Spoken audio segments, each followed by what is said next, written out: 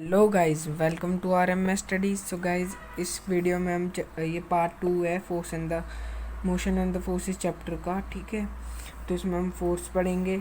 ठीक है, फोर्स और आगे तक पूरा। ठीक है, सो गाइस चलो स्टार्ट करते हैं फोर्स से। फोर्स इज पुश और pull which changes the position of body और tend to change the position of body. In science force is only push and pull.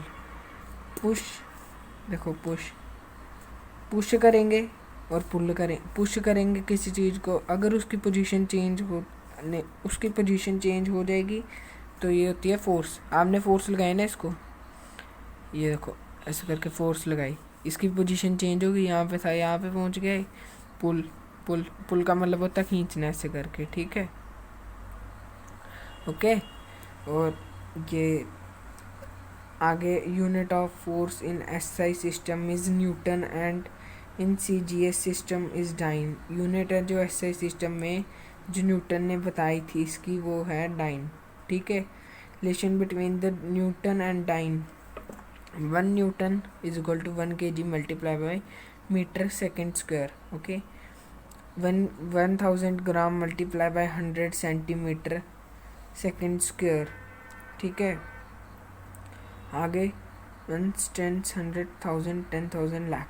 1 lakh is equal to GCM second square. Okay, gram centimetre second square is equal to 10 dyne 10 power नहीं 10 dyne is equal to 10 5 dyne. Okay, 10 यहाँ पे 5 ऊपर, 10 की power 5 dyne. Okay, 10 की power 5 और dine.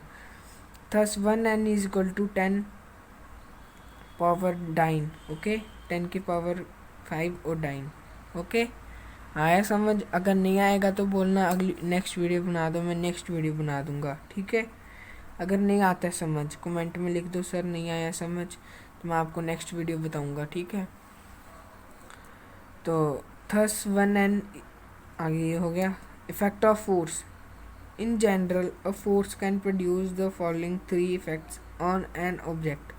It can start or stop the motion. ये point अच्छी तरीके से ध्यान से सुन लेना, कान खोल कर, ये आ भी सकते हैं पेपर में। ठीक है, फोर्स कैन स्टार्ट और स्टॉप द मोशन। ठीक है, फोर्स स्टार्ट भी कर सकती है और स्टॉप भी कर सकती है इस मोशन को। ठीक है, it can change the speed और डायरेक्शन ऑफ मोशन और both the speed and direction of motion. वो मोशन का डायरेक्शन भी चेंज कर सकती है, स्पीड को भी चेंज कर सकती है। ठीक है, ऐसी है फोर्स। वो मोशन का डायरेक्शन देखो, जैसे मान लो ऑस्कुलर मोशन है, ये ऑस्कुलर मोशन। ठीक है, ये इसका डायरेक्शन भी चेंज कर सकती है ऐसे करके, ऐसे ये चीज़ यहाँ पे आ जाएगी।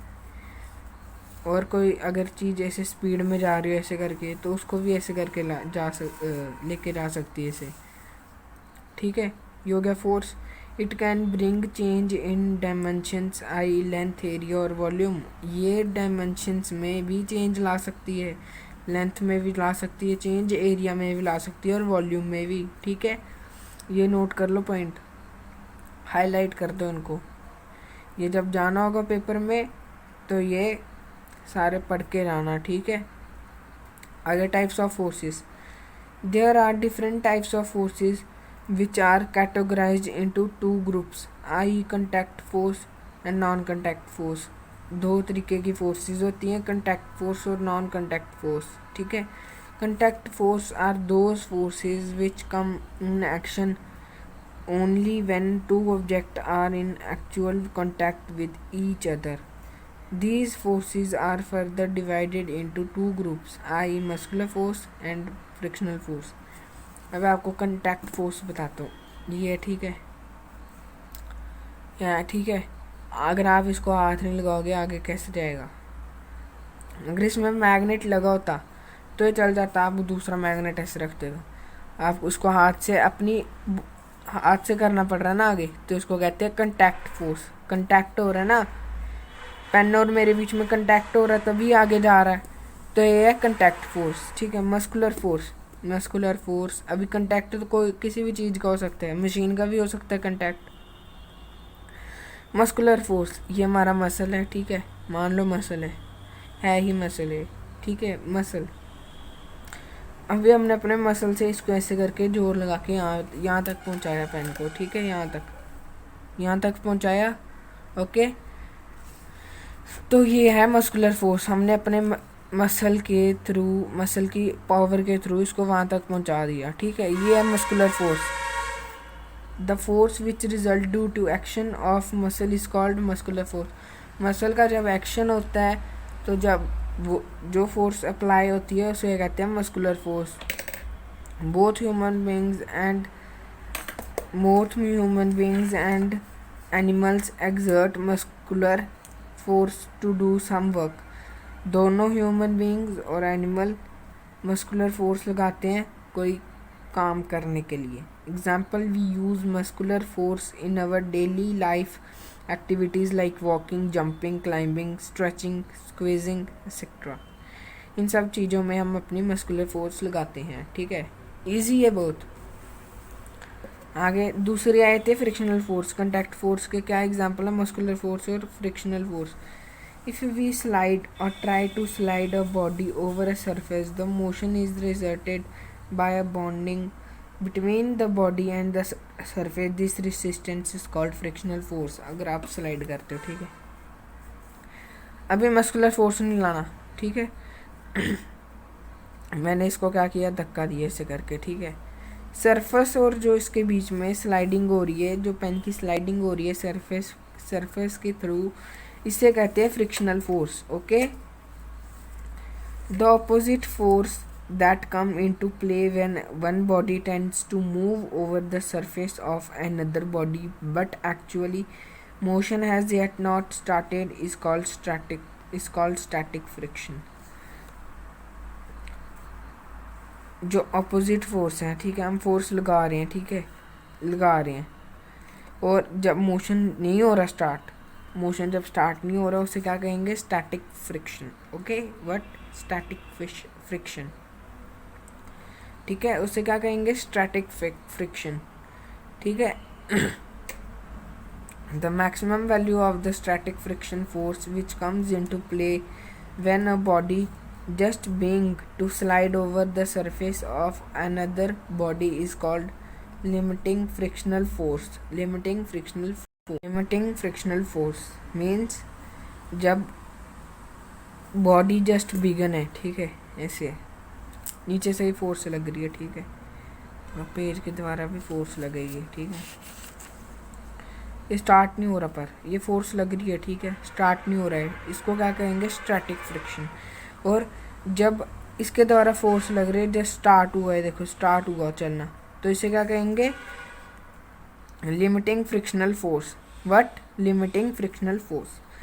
When two bodies actually roll on each other as in case of ball bearing, the rolling friction comes into play. Roll होना, बेयरिंग देखते हो स्पिनर में ऐसे करके लगा होता है ना, उसमें होती है रोलिंग फ्रिक्शन प्रॉपर्टी, ओके। ऐसे ऐसे घूमता हो जल्दी ऐसे ऐसे करके, इसे क्या कहेंगे? Rolling friction. बता दी, एग्जाम्पल आ गया समझ? नहीं आया तो कमेंट बॉक्स में लिख देना, मैं न्यू वीडियो बना दूंगा, ओके। और गाइस, पहली बात मैं अपनी हर एक वीडियो में कहता हूँ, प्लीज़ चीट नहीं करना अपने आप से, okay. When two bodies actually slide over each other, sliding friction comes into play। जब दो बॉडीज, देखो जैसे दो पेन है, ठीक है, ये स्लाइड होंगे जब, है ना, तो इसे क्या कहेंगे? Sliding friction.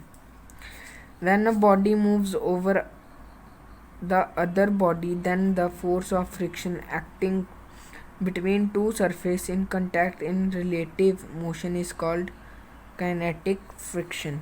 What? Kinetic friction, okay.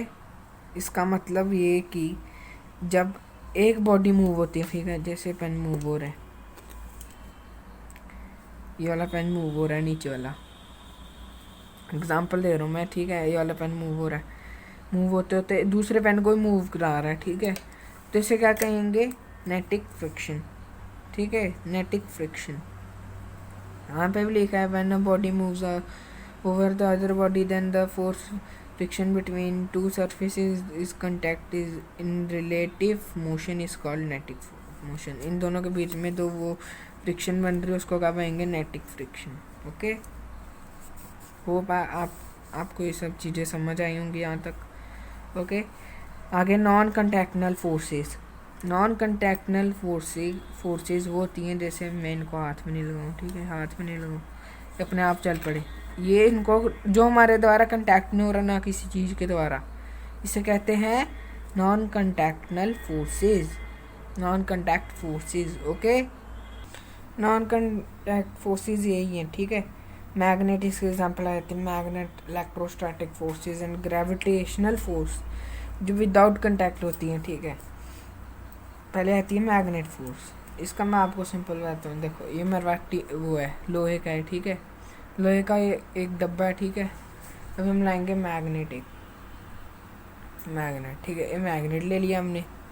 अभी हम जब इस डब्बे को, इनके बीच में कंटैक्ट हो रहा है, कोई देखना हो रहा है, सिर्फ मैग्नेट और इसका हो रहा है, क्या है ये ये आ जाती है आपकी मैग्नेट फोर्स। क्या, ये देखो कंटैक्ट हो रहा है सिर्फ, ये देखो हुआ कोई कंटैक्ट।